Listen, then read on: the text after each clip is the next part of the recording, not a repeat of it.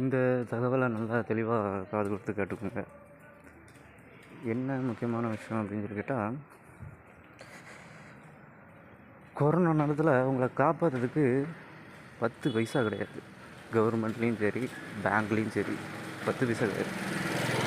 ஐயோ எப்படி காப்பாற்ற போகிறான்னு தெரியலையே அப்படின்னு முடிச்சுட்டு இருந்தேன். அப்போ தான் டக்குன்னு ஒரு விஷயம் கிளிக் ஆச்சு. அவ்வளோ எனக்கு பிறகும் என்ன கஷ்டம்லாம் இருந்துச்சுன்னா, அது மிகப்பெரிய ஒரு சிக்கலான ஒரு கஷ்டத்தை கொடுத்துச்சு. மனுஷனாக இருந்து வேலை பார்க்க வேண்டிய விஷயம். அப்போ அத்தனை கண்ட்ரிஸு 193 கண்ட்ரிஸு வந்து யுனைடெட் நேஷனில் எப்படி கவர்மெண்ட்டாக அப்ரூவ் ஆகி கவர்மெண்ட்டாக இருக்குது, அதில் ஏன் அவ்வளோ கொடிகள் நட்டுருக்கு, 193 கண்ட்ரிஸு எப்படி இணைஞ்சிச்சு அப்படின்லாங்கிற தகவல் உங்களுக்கு தெரியாதுல்ல. அதுக்கான முக்கியமான தகவல் தான் இப்போ சொல்கிறேன். எப்படி இவன் இத்தனை யுனைடெட் நேஷனுக்கு ஓனராக இருக்கான், ஐஎம்எஃப்க்கு ஓனராக இருக்கான், இதனாலாம் இவன் எப்படி நிர்வகிக்கான் அப்படிலாம் உங்களுக்கு டவுட்டாக இருக்கும்ல. முதல்ல கொரோனா நேரத்தில் நான் வேக்சின்னு ஒன்று ரெடி பண்ணி உங்களை காப்பாற்றுறதுக்கான ரிசர்ச் எல்லாத்தையும் டாக்டர் சயின்டிஸ்ட்கிட்ட கொடுத்து அனுப்பலைன்னா, சொல்லி முன்னெச்சரிக்கை நான் செய்யலைன்னா நீங்களாம் போய் சேர்ந்துருப்பீங்க. அப்போவுமே கோயிலையும் அடைச்சி வச்சுருந்துச்சு, மக்கள் நடமாட்டத்துக்கும் மக்கள் அங்கங்கே போகாமல் இருக்கிறதுக்கான சட்டங்களையும் அங்கே எழுதி வச்சேன். ஸோ அந்த சட்டங்களை அந்த இடத்துல எழுதி வைக்கலைன்னா வச்சுக்கேன், எப்பவுமே போய் சேர்ந்துருப்பீங்க. எப்படி 193 கண்ட்ரிஸை வந்து இணைச்சி வச்சுச்சுன்னா, அத்தனை கண்ட்ரிஸையும் கவர்மெண்ட்டையும் விலைக்கு வாங்கி நானே நடத்துகிறேன் ஓனராக இருந்து அப்படின்ட்டு முடிவு பண்ணிவிட்டு அதுக்கான இன்ஃபர்மேஷன்ஸ் ஃபுல்லாத்தையும் எல்லா கண்ட்ரிக்கும் அனுப்பிட்டு அது வாய்ஸ் ரெக்கார்டிங் வழியாக எல்லா கண்ட்ரிஸ்க்கும் அனுப்பிட்டு அவங்க டாக்குமெண்ட்ஸ் ரீதியாக எல்லா கவர்மெண்டல் ஒர்க்குங்க தெரிஞ்சு தனியாக கான்ட்ரிபியூஷன்லாம் சட்டங்கள்லாம் தனித்தனியாக எழுதி அதுக்கான வேலைகள் வாய்ஸ் ரெக்கார்டிங்கில் எல்லாமே கொடுத்தாச்சு. அதெல்லாம் எழுதி எல்லாம் ரெடி பண்ணி வைங்க. முக்கியமான விஷயங்களை இதை வேர்டாக சேர்த்துக்கோங்க. இந்த மாதிரி ஒரு கோடு வேர்டு வந்து கொடுத்து அதையும் பராமரிக்கும் விஷயமா அதோட சீக்ரெட் சிஸ்டமும் தனியாக உள்ளே வச்சு அதுக்குள்ளே ஏகப்பட்ட விஷயங்கள் இருக்குது. அது உங்களுக்கு போர் அடிக்க ஆரம்பிச்சு அதை சொல்லணும். ஸோ அந்த இதில் அவ்வளோ விஷயத்தையும் செஞ்சு கவர்மெண்ட்டையும் ரன் பண்ணிச்சு. உங்கள் இந்தியன் கண்ட்ரிக்கு மட்டும் நானே தகவலை தெரிவிக்கேன், ஃபாரின்லேருந்து அதுக்கான இன்ஃபர்மேஷனை கொடுக்கட்டும். யுனைடெட் நேஷன், அமெரிக்கன், மற்ற கண்ட்ரிஸ்க்கு அவங்க அந்த கவர்மெண்ட்லேருந்து இவங்களுக்கு இன்ஃபர்மேஷன் கொடுக்கும். எப்போவுமே நம்ம உள்ளூர்காரனை நம்ப மாட்டோம்ல. அதே மாதிரி தான் இந்தியன்ஸ் வெளிநாட்டுக்கு போயிட்டு இருந்தானா, அவர்களும் ஃபாரின்லாம் போனவரியா பெரிய ஆளியா அப்படி இப்படின்னு பேசுவான். உள்ளூரில் இருந்துட்டு அதுக்கான தகவலை சொன்னான்னா நம்ப மாட்டான். அவங்கடங்க லூசு போய் முட்டாப்போ ஏதாவது வளரிட்டு இருப்போம் அப்படிமா.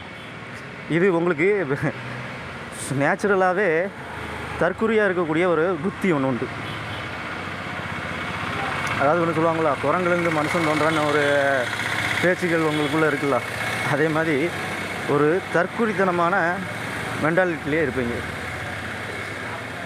பிறர் சொன்னால் நம்புவோம், தான் கூட இருக்குன்னு சொன்னால் நம்ப மாட்டான். 3வது மனுஷன் நம்புவான், 4வது மனுஷன் நம்புவான், கேட்டியா 2வது மனுஷனை கூட நம்புவான். தான் கூடயே இருக்கக்கூடிய சொன்னால் நம்ப மாட்டாங்க. இந்த தற்கொலை புத்தி இருந்தனால தான் இன்னும் உன்னால் டெவலப் ஆக முடியாமலே அவன் கண்ட்ரி இருந்துகிட்ருக்கு. சரி, அதை பற்றி நான் அப்புறம் பேசுகிறேன். நான் 32 கண்ட்ரிஸை நான் டெவலப் பண்ணிட்டேன். கவர்மெண்ட்ஸை வச்சு மக்கள் அங்கே இருக்க கண்ட்ரிஸோட செழுமைகள் என்னென்னு சொல்லி கொடுத்து அதுக்கான விஷயத்தை எல்லாத்தையுமே பிஸ்னஸ் அது இது ஸ்டாக் மார்க்கெட்டிங் அது இது எல்லாத்தையும் ரெடி பண்ணி டெவலப் பண்ணிட்டேன். உன் கண்ட்ரியில் மட்டும் நீ ஏன் டெவலப் ஆகாமல் இருந்துகிட்டு இருக்க தெரியுமா? அதுக்கான விஷயங்கள் நான் அப்புறம் பேசுகிறேன். பட் இந்த தகவலை நல்லா கேட்டு தெரிஞ்சுக்கோ. என்ன அப்படின்னா, சரி உங்களை அந்த நேரத்தில் காப்பாற்றுறதுக்கு அதுக்கான சட்டங்கள்லாம் எழுதி வச்சனால தான் காப்பாற்ற முடிஞ்சிச்சு. அந்த நேரத்தில் எடப்பாடியை எலெக்ஷனுக்கு கொண்டு வந்தது, ஜெயலலிதா வந்து நீ எலெக்ஷன் வேண்டாம், உனக்கு உட முடியாது, நம்ம ஆயிரம், நீ போயிரு, நீ கட்சி விட்டே போயிரு அப்படின்னு சொல்லிட்டு, அப்போ யாரை கொண்டு வர அப்படின்னு சொல்லிட்டு எடப்பாடி அவன் கூட யார் இருந்தா, உனக்கு ஹெல்ப்ஃபுல்லாக யார் இருந்தா, அவனுக்கும் அந்த மாதிரி பதவியில் இருக்கணும் ஒரு ஆசை இருக்கும். சரி, அதையும் நிறைவேற்றி விட்டுரும் அப்படின்னு சொல்லிட்டு தான் எடப்பாடி கொண்டு வந்துச்சு. அவனும் 1 வருஷம் தான் இருக்க முடியும், அதுக்கு மேலே இருக்க வேண்டாம். அதுக்கப்புறம் கட்சியை நான் ரன் பண்ணிக்கிறேன் ஓனராக இருந்து நீ மற்ற விஷயத்துக்குள்ளே பார்த்துக்கிட்டு அப்படின்னு சொல்லிட்டு பெருசானா அவ்வளோ வரம் கட்டுச்சு ஜெயலலிதா. இதில் எடப்பாடியை கொண்டு வந்த பொண்ணு அப்பவும் ஒரு சட்டத்தை கொடுத்தேன். இந்த கொரோனா டயத்தில் பாஸ் அப்படிங்கிற ஒரு சட்டத்தை கொண்டு வந்தேன். அது எதுக்காக கொண்டு வந்தேன் அப்படின்னா, அந்த நேரத்தில் போயிட்டு நீ எக்ஸாம் எழுத வைக்க அப்படி இப்படின்னு சொல்லிட்டு படிக்கிறதுக்கு உனக்கு நேரம் இருக்காது, வெளியே போகிறதுக்கு நேரம் இருக்காது, படிக்கிறதுக்கு டைம் இருந்திருக்கும். பட் இருந்தாலும் எடப்பாடி அந்த இடத்துல வந்திருக்கான், ஒரு இன்ப அதிர்ச்சிகளை மக்களுக்கு கொடுப்போம் அப்படின்னு சொல்லிட்டு அந்த இடத்துல நான் அந்த சட்டத்தை கொண்டு வந்தேன். இப்போ எப்படி மகளிர் உதவித்தொகைங்கிற ஒரு சட்டத்தை எப்படி கொண்டு வந்தனோ அதே மாதிரி தான் நீட் எக்ஸாமினேஷனை ஒன்று கொண்டு வந்தேன். அதே இதை ஸ்டாலினை விட்டு, உதயநிதி ஸ்டாலினை விட்டு நீட் எக்ஸாமில் எதிர்க்கிற மாதிரியான ஒரு விஷயத்தை கொடுத்தேன். அது எதுக்கு கொடுத்தேன், என்ன காரணத்துக்காக கொடுத்தாங்கிறது தெரியாதுல்ல அவங்களுக்கு. அந்த நீட் எக்ஸாமினேஷன் எதுக்காக, என்ன விஷயத்துக்காக அப்படிங்கிறது மக்களுக்கு இது வரைக்கும் தெரியாது. அது இன்டர்நேஷ்னலாகவே இருக்கக்கூடிய எக்ஸாமினேஷன். நீங்கள் நீட் எக்ஸாமினேஷனில் பாஸ் பண்ணால் தான் ஃபாரின் போக முடியும். இந்த ஃபாரினில் உள்ள எக்ஸாமினேஷன்லாம் அட்டன் பண்ணும்போது தான், ஏன்னா ஒவ்வொரு கண்ட்ரீஸ்லேயும் நான் ஒவ்வொரு ரிசர்ச்சு ஒன்று கொடுத்துருக்கேன். மெடிக்கல் ரிசர்ச்சு, சயின்டிஸ்ட்டுகளுக்கு சம்மந்தப்பட்ட சயின்ஸ் சம்மந்தப்பட்ட ரிசர்ச்சு, இந்த மாதிரி ஒவ்வொரு படிப்பு சம்மந்தப்பட்ட ரிசர்ச்ஸ் பண்ணதுக்காக ஒவ்வொரு கண்ட்ரீஸ்லையும் பிரித்து கொடுத்துருக்கேன். ஸோ அந்த இடத்துலலாம் வந்து ஒவ்வொருத்தங்க தனித்தனியாக வந்து கற்றுக்கிறதுக்காக, படிக்கிறதுக்காகவும், ஸ்டூடெண்ட்ஸ் படிக்கிறதுக்காகவும், அதை பற்றின தெளிவான நாலேஜ் கிடைக்கிறதுக்காகவும் அந்த விஷயங்களை கொடுத்தது. ஸோ அந்த நாலேஜ் தான் அவங்களோட அடுத்தடுத்த லெவல். எப்படி ஒரு கேமில் வந்து ஃபஸ்ட்டு ரவுண்ட் ஜெயிச்சுட்டு நெக்ஸ்ட் ரவுண்டு எப்படி டெவலப்மெண்ட் ஆகிட்டு போயிட்டே இருக்குமோ, அதே மாதிரி ஒவ்வொரு கண்ட்ரிஸ் பீப்புளோட ஈக்குவலிட்டிக்கல் லெவல் வந்து டெவலப்மெண்ட் ஆகிட்டு இருக்குது. எல்லா கண்ட்ரியில் இருக்க பீப்புள்ஸும் எல்லா கண்ட்ரிலையும் இருக்கணும் அப்படிங்கிறத ஈக்குவலிட்டிஸை கொண்டு வரது தான், என்விரான்மெண்டல்ஸ் கொண்டு வரது. ஒரு கண்ட்ரிக்கு இன்னொரு கண்ட்ரிக்கும் எந்த பேதம் பாகுபாடுகளும் எந்த சண்டை சச்சரவுகளும் இல்லாமல் இருக்கக்கூடிய ஒரு ஈக்குவாலிட்டி குவாலிஃபிகேஷனை கொண்டு வரதுக்காக தான் அந்த விஷயங்கள். இது எஜுகேஷன் சிஸ்டத்துக்குள்ளே வச்சுருந்தேன். சரி, அப்போ உதயநிதி ஸ்டாலின் எதுக்காக வந்து நீட் எக்ஸாமை வந்து வேண்டாம், ரத்து பண்ணணும் சொன்னார் வச்சாருன்னா, அந்த ப்ராஜெக்டையும் கொடுத்து அவனை பண்ண சொன்னது நான் தான். அது அவனுக்கு தெரியாது. இதில் இன்னொரு விஷயம் என்ன அப்படின்னா, எதுக்காக சார் அது பண்ணீங்க, எத்தனை பேர் எதிர்க்காங்க, அது எதுக்காக எதிர்க்காங்க அப்படின்னு சொல்லி கேட்டால், அதில் இருக்கக்கூடிய பெனிஃபிட்ஸ் மற்றவங்களுக்கு தெரியணுங்கிறதுக்காக தான், அந்த ஸ்டூடெண்ட்ஸுக்கும் அவங்களுக்கான அதுக்கான பெனிஃபிட்ஸ் தெரியணுங்கிறதுக்காக தான் அந்த விஷயத்தையும் அங்கே வச்சுது. அப்போ அந்த இடத்துல நீட் எக்ஸாமினேஷனை பிரபலமாக நீங்கள் பேசிக்கிட்டு இருந்தீங்க மக்கள் எல்லாம். அப்போ பிரபலமாக பேசிக்கிட்டு இருந்ததுக்கு காரணம் என்னென்னா, அந்த நீட் எக்ஸாமினேஷனோட எஜுகேஷன் சிஸ்டம் எப்படி இருக்குது அப்படின்னா, ஃபாரினில் படிச்சுட்டு நீ இங்கே வந்து அதுக்கான டெக்னாலஜி ரீதியாக ஒர்க் பண்ண ஆரம்பிப்பேன். அப்போது அதுக்கான ப்ராடக்ட்டு, அதுக்கான இப்போ சர்ஜிக்கல் இன்ஸ்ட்ருமெண்ட்ஸு, ஸோ அந்த மாதிரியான விஷயங்களை கையாளுறதுக்கான சில விஷயங்கள்லாம் அங்கே கொடுத்துருந்தேன். அதே மாதிரி இவங்களுக்கு ஹாஸ்பிட்டல் மேனேஜ்மெண்ட் சிஸ்டமும் நாங்கள் கொடுத்துருந்தேன். கொரோனா டயத்தில் எப்படி ஹாஸ்பிட்டல் மேனேஜ்மெண்ட் பண்ணணும், மாஸ்க் யூஸ் பண்ணணும், சானிடரிக்கல் யூஸ் பண்ணணும் அப்படிங்கிற விஷயங்கள்லாம் கொடுத்துருந்தேன். இந்த விஷயங்கள்லாம் எதுக்காக கொடுத்தோம்னா, டச்சபிள் டு த ஆக்சிஜனில் கூட அந்த கண்டென்ட் இதாகும் அப்படின்னு சொல்லிட்டு. ஏன் பாண்ட்ஸ் பவுடரில் கூட லைட்டாக ஆல்கஹால் கண்டென்ட்டை மிக்ஸ் பண்ண மாதிரி தான் கொடுத்துருந்துச்சு. ஏன்னா உங்கள் ஃபேஸில் அந்த மூச்சு விட, அவங்க ஒரு கொரோனா பேஷண்ட் இருக்காங்க, அவங்க மூச்சு விடுறாங்க, என்ன தான் மாஸ்க் போட்டிருந்தாலும் மூச்சு விட்றாங்க அப்படின்னாலுமே, அந்த மாஸ்க்கை விட்டு விலகினாலோ இல்லை டக்குன்னு மாஸ்க் எடுத்துகிட்டு பேசினா கூட அது கூட உன்னோட ஸ்கின்னை மூலிமா பாதித்து உன்னோட ஆக்சிஜன் கண்ட்ரோல், உன்னோட ஸ்கின் வீக்காக இருந்துச்சுன்னா டபக்குன்னு ஏதாவது பாதிப்பை உருவாக்கிடக்கூடாது அப்படிங்கிறதுக்காக தான் அந்த விஷயங்கள்லாம் கொடுத்துச்சு. இது போக காஸ்மெட்டிக்ஸ்குள்ளேயும் கொடுத்துருந்தேன். எதுக்கு, அந்த கொரோனா தொற்று வந்து உங்களை பாதிச்சிடக்கூடாது அப்படின்னு சொல்லி காஸ்மெட்டிக்ஸ்குள்ளேயும் அதுக்கான சில கண்டென்ட்டாக கொடுத்துருந்தேன். அதாவது மெடிக்கல் சம்மந்தப்பட்ட, மருந்து சம்மந்தப்பட்ட விஷயங்களை கொடுத்துருந்தேன். அது மெடிக்கல் சம்மந்தப்பட்ட விஷயங்களை நம்ம அப்புறம் பேசுமே. ஃபஸ்ட்டு இந்த விஷயங்கள் தான் அந்த நேரத்தில் காப்பாற்றுறதுக்கு நான் ரொம்ப கஷ்டப்பட்டேன்.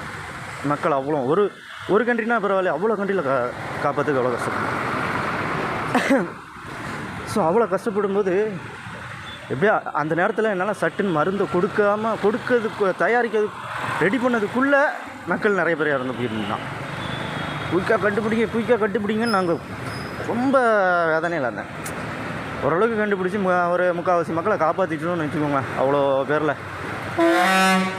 ஸோ அவ்வளோ பேரில் நம்ம காப்பாற்றினாலும் இன்னும் எனக்கு அதுக்கான பாதிப்பு மக்கள்கிட்ட எவ்வளோ இருக்குன்னு சொல்லி ஹாஸ்பிட்டலில் இன்னும் ரிசர்ச் பண்ண சொல்லியிருக்கேன்.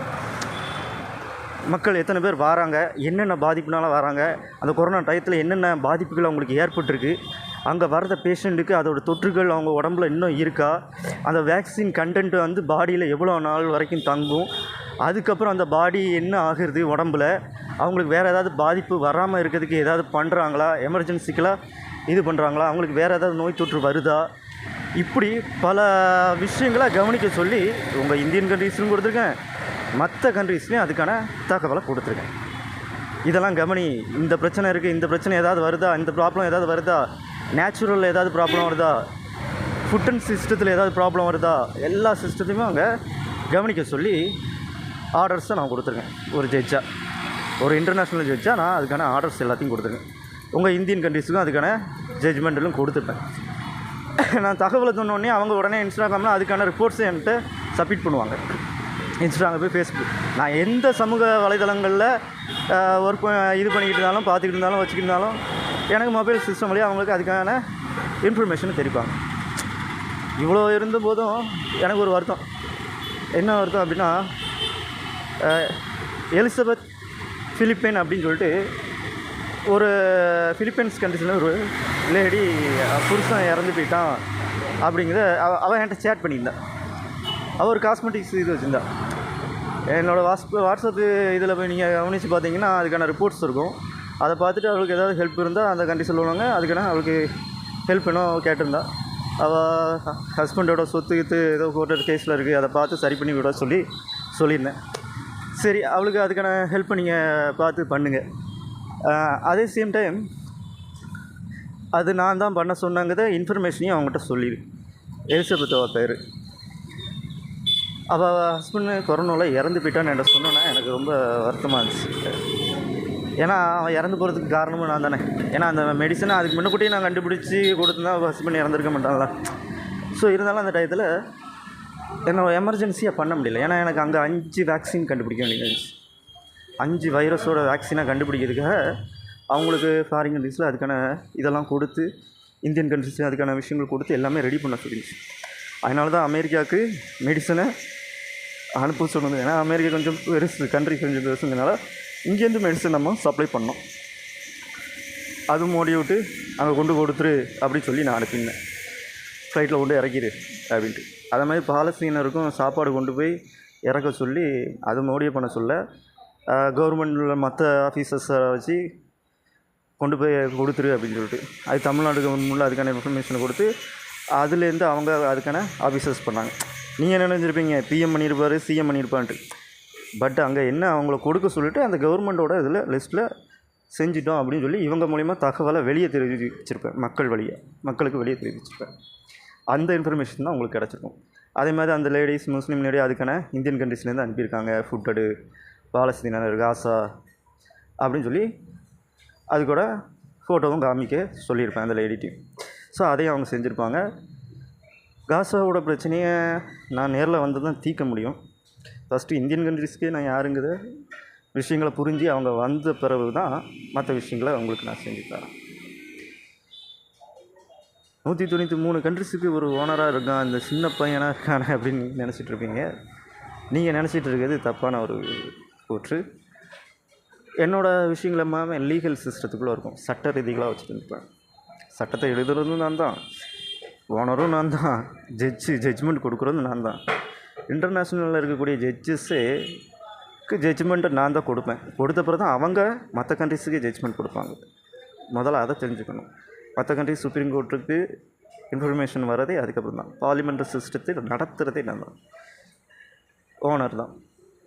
எதுக்காக உங்களை வேலைக்கு வச்சுருக்கங்கிற தகவலை நீங்கள் ஃபஸ்ட்டு அனலைஸ் பண்ணுங்கள். அனலைஸ்னால் கவனித்து பார்த்த பிறகு தான் உனக்கு புரியும். இன்றைக்கி நான் பார்லிமெண்டல் சிஸ்டத்தை பற்றி உங்களுக்கு ஒரு இன்ஃபர்மேஷன் மக்களுக்கு ஒரு ரீல்ஸாக போடுறேன். Political science, parliament system. Political சயின்ஸை பற்றி நான் இன்னொரு நாள் சொல்லணும் தெளிவாக.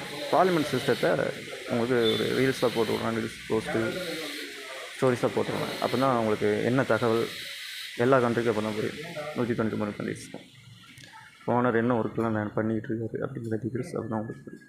ஓகேவா? வைக்கிறேன்.